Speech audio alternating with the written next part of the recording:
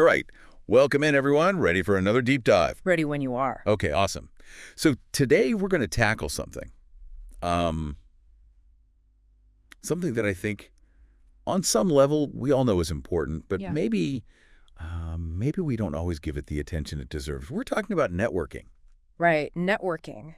Building those connections. Yeah, and I know for some people when they hear networking, they kind of cringe a little bit. Definitely. Right. You picture like awkward, forced conversations, like business cards being shoved in your face. Yeah, that kind of almost desperate, like, what can you do for me vibe. Exactly. Yeah. And nobody wants to feel like they're being used, right? Absolutely. But here's the thing. Building real, genuine connections. That's gold. It really is. I mean, that can transform your career, your life, everything. And that's what we're going to really dissect today. Yeah, getting down to the nitty-gritty of what it means to connect with people in a way that matters. Right. Like, how do you build these relationships that actually add value to your life and to the lives of the people you're connecting with? And to help us do that, we've got some great resources. There's this book, Genuine Connections, The Art of Effective Networking, which is really insightful. Oh, yeah. I've heard good things about that one. And then there's The Power of Networking, another book, very practical, lots of tips. Okay. And to get some different perspectives, we also listened to this podcast episode. It's called The Power of Networking, How to Build Meaningful Connections in Any Industry. Nice. So 3 solid sources, all about networking, but taking different angles. Exactly. So to kick things off, maybe we should start with the basics. Like, what is networking really all about? If it's not just collecting business cards, what is it? Yeah, I think that's a good place to start. Let's define what we're actually talking about here. Okay. Well, I think the simplest way to put it is that networking is about building relationships. Relationships. Okay. But not just any relationships, right? These are relationships that you form within a professional context. Got it. And it's not about, how many people you can add to your LinkedIn network or anything like that. Right. It's about forging genuine connections with people. Okay. So genuine connections, that's key, right? Mm. But what does that really mean? I think it means treating people as people, Oh, I like that. not as stepping stones to get somewhere or as potential clients or whatever. Mm-hmm. It's about recognizing that we're all human beings. We all have stories. We all have things to offer. Right. You're building these bonds based on shared interests, respect, Exactly. And a genuine desire to actually get to know the other person. Okay, so it's not about what they can do for you, but about who they are as a person. Right. And I think when you approach networking that way, it takes the pressure off. I can see that. It becomes less about performing and more about actually connecting. Makes sense. Now, for our listeners, why should they care about this? I mean, why is building these kinds of relationships so crucial, especially in professional context? Well, I think the sources we looked at really make a strong case for the power of relationships. They can quite literally open doors for you. Okay. In what way? Well, think about it. How often have you heard, it's not what you know, it's who you know? Yeah, that's a classic saying. And there's some truth to that. I mean, so many great opportunities come through people you know. Yeah.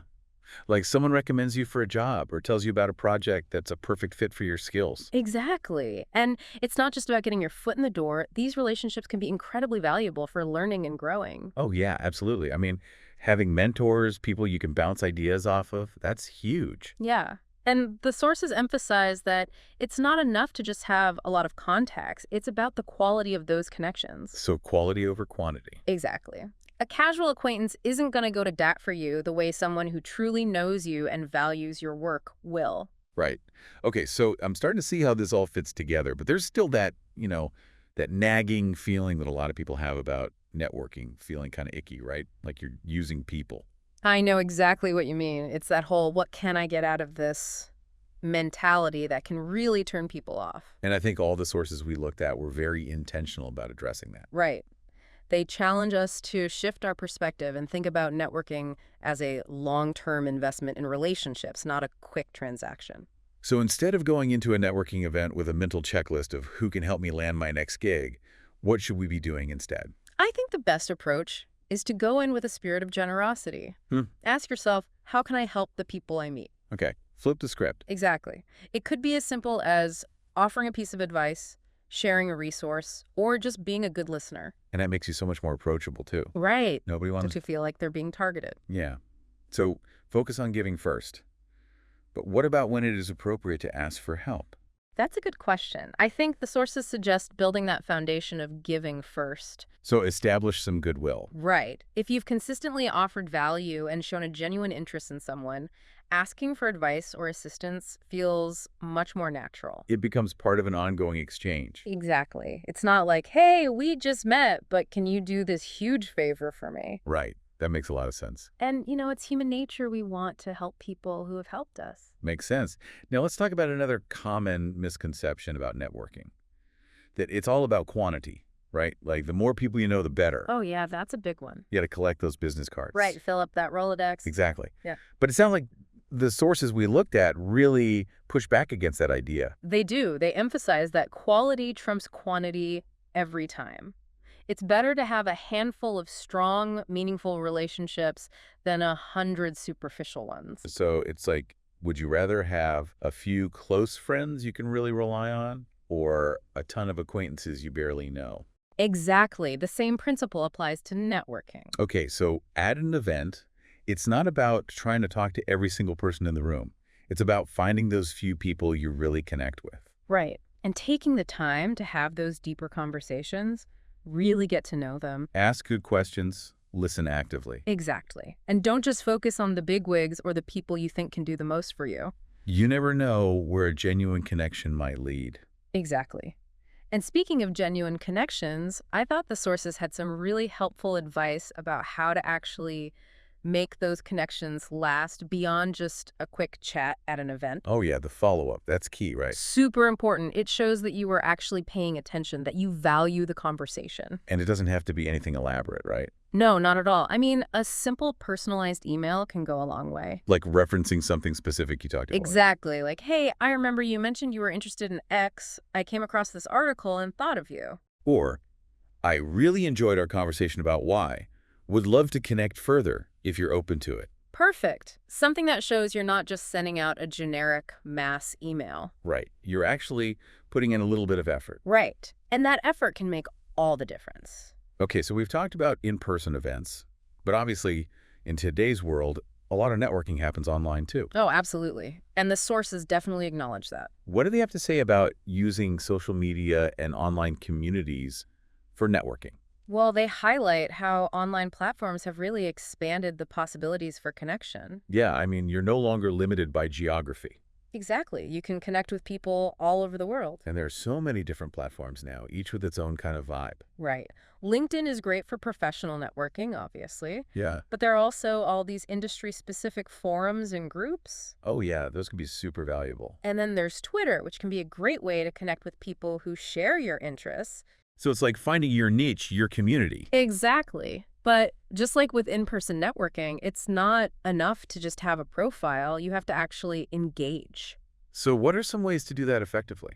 Well, comment thoughtfully on people's posts. Share your own insights. Be helpful. And don't be afraid to start conversations. Exactly. Ask questions, offer advice, share resources. Basically, be a good online citizen. Exactly. But do it authentically, Be yourself. Right, right. So we've talked about in-person events, online platforms, and I think it's important to acknowledge that even with all the amazing online tools we have, there's still something special about those face-to-face interactions. Definitely. The sources agree on that. There's a different energy when you're actually in the same room with someone. Yeah, you can pick up on those nonverbal cues, those little things you don't always get online. And there's a spontaneity to in-person conversations that can lead to unexpected connections. So even though the world is becoming increasingly digital, those in-person events still hold a lot of value. They do. But again, it's about approaching them with the right mindset. Right. Don't go in with the goal of collecting business cards. We're trying to talk to everyone. Exactly. Focus on having those deeper conversations with a select few. And don't just target the people you think are the most important in the room. Right. You might be surprised by who you connect with and where those connections lead. Okay, so just to recap, we've talked about the importance of building genuine connections, focusing on quality over quantity, using both online and offline avenues effectively, and always following up. It's a lot to take in. It is, but I think the key takeaway here is that building these kinds of relationships takes time and effort. Yeah, it's not a quick fix. It's a long game. It's about being patient, consistent, and genuinely invested in the people you connect with. And I think the sources all agree that if you put in the work, the rewards can be immense. Absolutely. So to wrap things up, what's the core message here about the power of networking?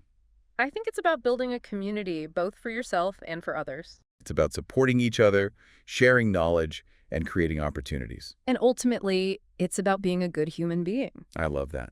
So for our listeners out there, as you go about your week, what's one small thing you can do to start putting these ideas into practice? I think it starts with a simple shift in perspective. The next time you're interacting with someone, whether it's online or in person, ask yourself, how can I add value in this moment? Instead of, what can I get out of this? Exactly. Focus on listening, being helpful, and making a genuine connection. I think that's a great place to leave it. Really powerful stuff. That is. And it makes you think, what if we all approached networking this way? What kind of impact could we have? Now, that's something to ponder. It is. All right, thanks for joining us for another deep dive. My pleasure, as always. We'll catch you next time. See you then.